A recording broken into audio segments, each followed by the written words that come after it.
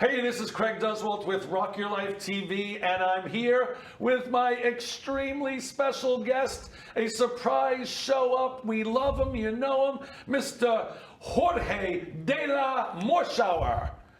Hello, Jorge. I appreciate it, Craig. It's always a good time to spend time with you. And I here today in the very city that I was born in. What city is that, sir? We are in the state of Texas.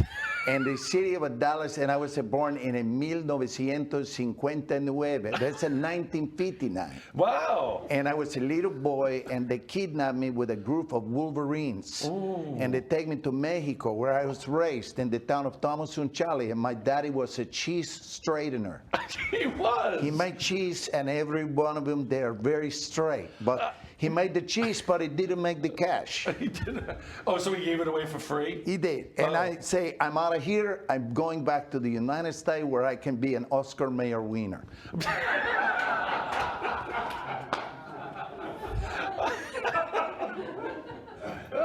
And that, my friend, is Glenn Morshower. Is that the end of our interview? No, that's only the beginning of our interview. Hi, dear. Hey, buddy. How are you? I'm happy as I've ever been. So Glenn, as everyone knows in my world, is a very well-known actor, TV, films. How many now? I remember you used to say... With the 2 hires that happened this week, yeah. I'm sitting at 280 films and television shows. 280. When you first started speaking on my stages, I think it was like in the low 100. I think you was like, oh yeah, I've spoken on over 100. I mean, I've been in over 100 TV shows. Yeah. So in the last, whatever years, 30, we've known each other. Exactly 30 years. 30 years this summer. And Cecily Adams, casting director Cecily Adams, told me, God rest her soul, one of the greatest humans I've ever known. She told me about that time, about 30 years ago, she said, Glenn, the older, the fatter, and the balder you get, the more you will work as a character actor. She was right. Well, so that's the key. So I'm on a good path. You're there, older, baby. fatter, and I'm actually taking stuff to keep my hair. Maybe I should just let it go. Are you really? What are you using? Propecia. And I have not lost a. It hasn't gotten worse in the last 5 years. Okay. It's staying the way it was. That's good. I know. All right. But it ain't making me more money, though, I'll tell you that. Anyway, so Glenn has so many things going on right now. He is scheduled to speak at my Impact event September 19th and 20th. But tell us what's going on that might put that in jeopardy, because you are on fire, my friend. Well, can we go back to root cause and maybe explain a little about that? Please, because Diane said something. See, I was listening.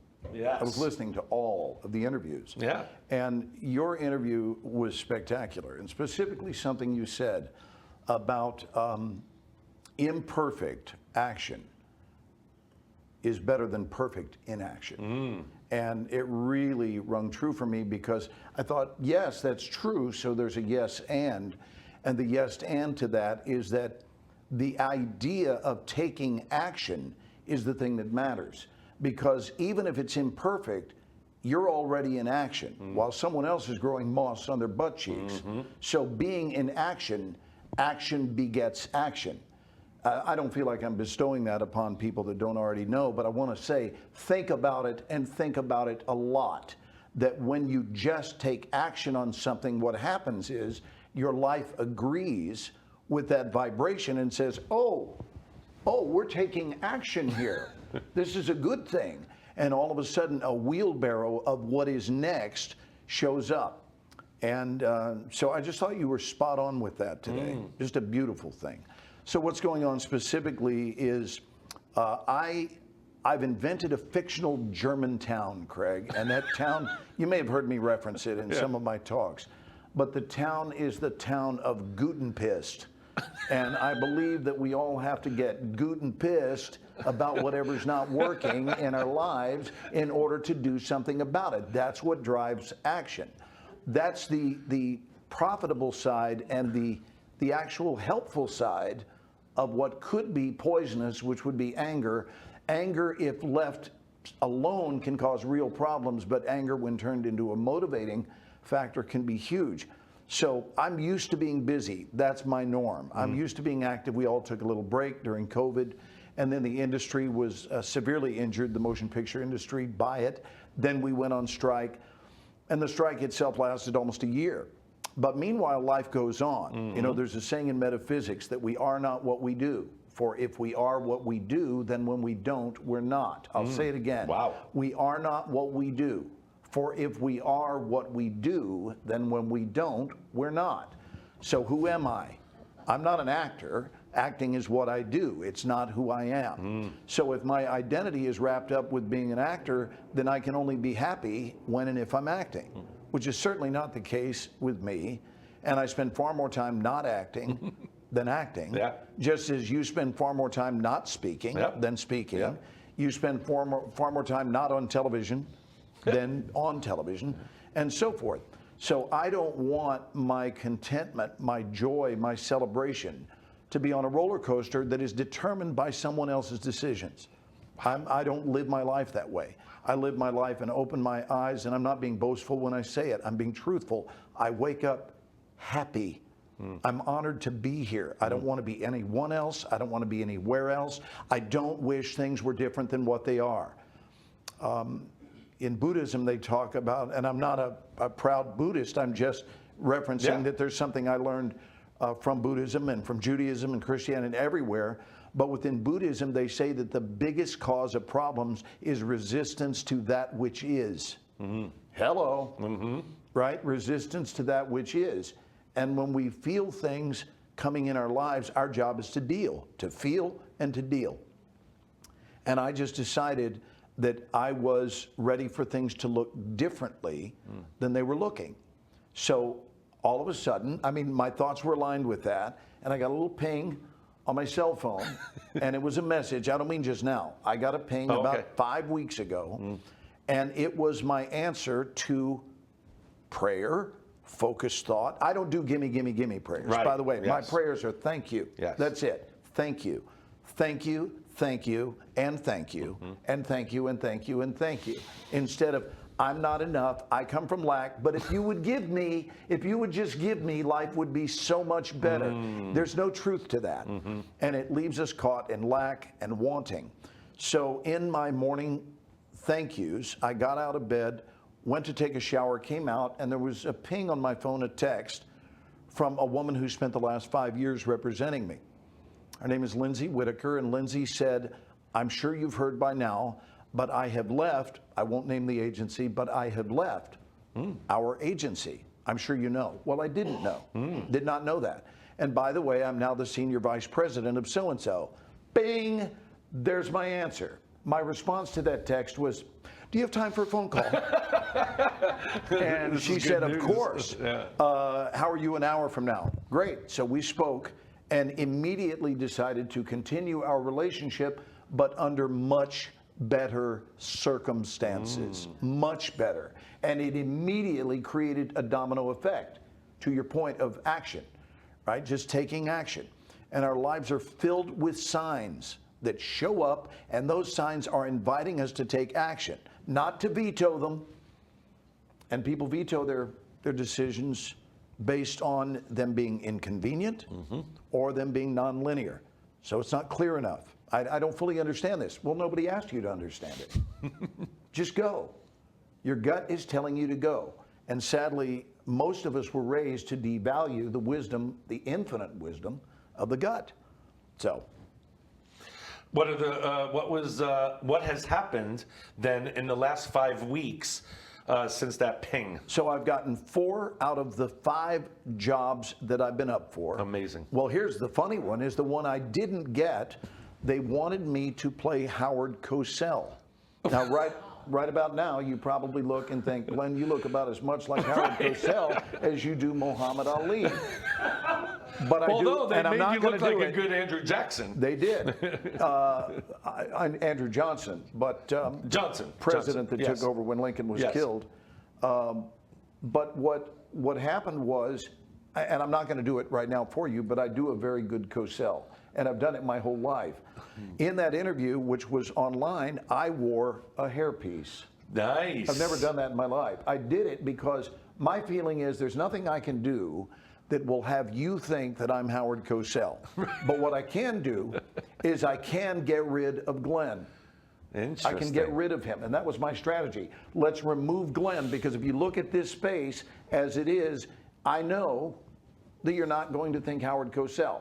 So let me get rid of that. And I wore a hairpiece and glasses and went in the meeting talking like Cosell. Wow. And they told me right off the bat, this is going straight to the producers and the network. And ultimately, I lost the role of Howard Cosell. To Howard Cosell. To Howard Cosell. Oh, I was joking. I was so joking. I'm not joking. And they went out of their way, which I thought this is the thing, is when you come from the extra mile way of living life, it activates the same in others.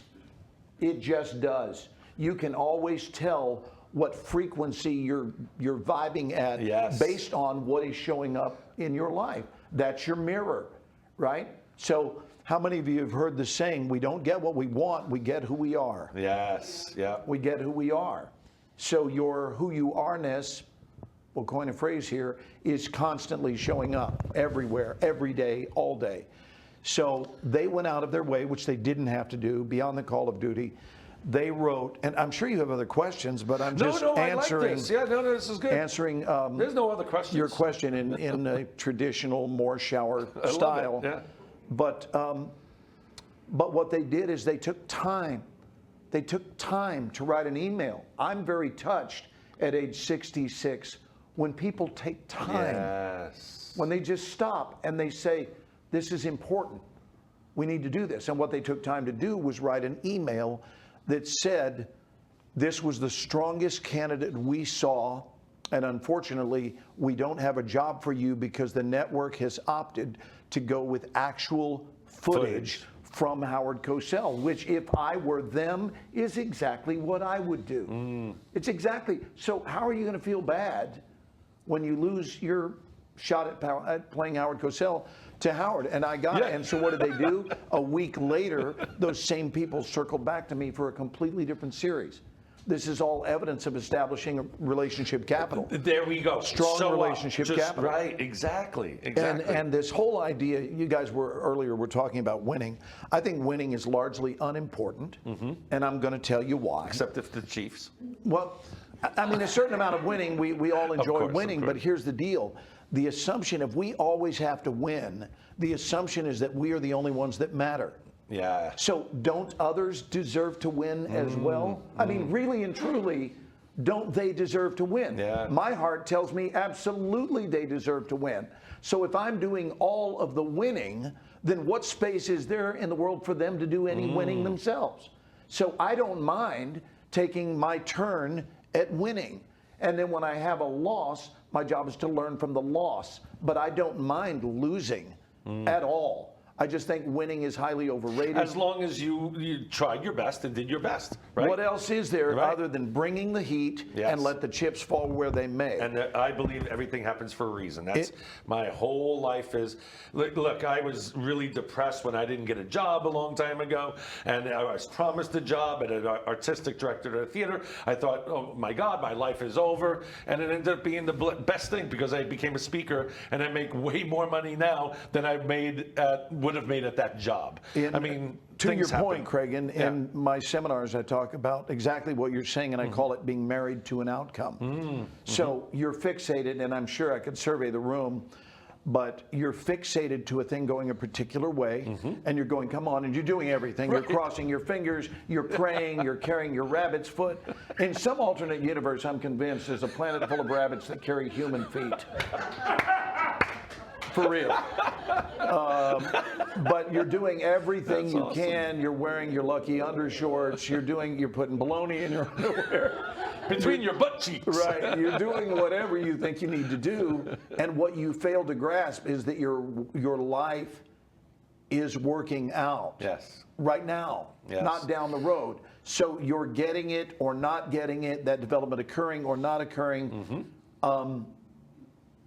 it's okay whichever way it goes. I love enjoying the process. Yeah. You know, along the way. Can you touch on, though, the 4 wins that you did get out of the 5? Not all of them. I can know only you talk can't. about the one that I'm doing currently There you for ABC Television, which is called 911 Nashville. Yeah. And they have elected me as the mayor. And he's good, old boy. Of course, he's from Nashville, so he's going to talk like this. All right. And whistle on his S's. Just that little soft, S. So we're having a mighty good time, and they've That's entrusted me with a lot. Where are you shooting do. at? We're shooting, strangely enough, in Nashville. Oh, go figure. Yeah. So we're in Nashville, which is an easy flight from here. Yeah, that's easy. And You're in the middle of the country, my friend. so these, when you're starting to choreograph things and coordinate availability and all of that, I refer to these as champagne challenges. That's what they are. So if things don't work out because of unavailability, that's okay too, because they're working out for somebody. Life works out for me. I also happen to know that life works out for you. What I know from dealing with people is the sad part is not that many people know that. They don't know that life is already working out for them. So instead of being human beings, they become human chasings. And they're always chasing the answer that will bring contentment, which sadly it does not. It never It comes. never does. No. Because I know very successful people. I used to work in the music industry, as you know, and I know they've got everything they wish for, and most of them are not happy. Right. You know? And they- how about that thing you wished for that you didn't get, and you realize, wow, 6 months later, we see this in the dating world a lot, that 6 months later, that person not calling me back or taking me to the prom or us getting engaged or whatever it is, that was the most fortuitous non-development of Yes. my adult life. Yes. I would think that that would teach us trust. Yeah. I would think that. So above all, while we're down here on the earth, let's learn a little more about trust, because where there is trust, there is peace. And that is a great way. But what would you say to someone that, okay, just I'll bring up one who lost a loved one or something tragic happened to them. How do they move on, trusting that, okay, but this was part of the plan? You know what I mean? Well, and has been since you arrived on the planet. Yeah. That's been part of the plan It all is. along, is that they will go, you will go. We don't know what order who's going in. And really, that's a matter of you're either on the 8:15 or the 10:35, but the dance is brief. And I'm dealing with this impending loss right now, which I don't want to get into to describe, but as important a person as there is in my life, not my wife, but it's a very, very difficult chapter, and there's a condition known as pre-grieving, when you already understand what's coming, Yeah. and that doesn't feel good, but again, there's no resistance to that which is. And the only thing, I mean this, the only thing that makes it okay is if you're living well. Because if you're living well, you will never have to have the bitter taste of regret in your life. Did we do it when it was there to be done? Did we love each other when love was available? Did we spend our time well when time was readily available? Yeah. Did we tell the truth? Did we try to deceive or manipulate? And if the answer is no to the bad things and the fishy things, and yes to the good things, that creates a blessed condition and a magnetic field that surrounds our lives. I love it. And it's available to everyone and taken by few. Regret is the one thing that I don't want to ever have in my life. I don't regret coming here today. I don't regret having you here today. And on that note, I think, Mackenzie just left. But someone took over for her. Thank you, Mackenzie. We love you. Anyway, we got to stop. Best way to reach me is probably with a couple of Dixie cups and a very long string. Or GlennMorshower.com. GlennMorshower.com. Glenn, I love you, buddy. Let's hear it for Glenn. You're the rock star, baby. I love you. This is Craig Duswalt from Rocky Life TV. We'll see you next time.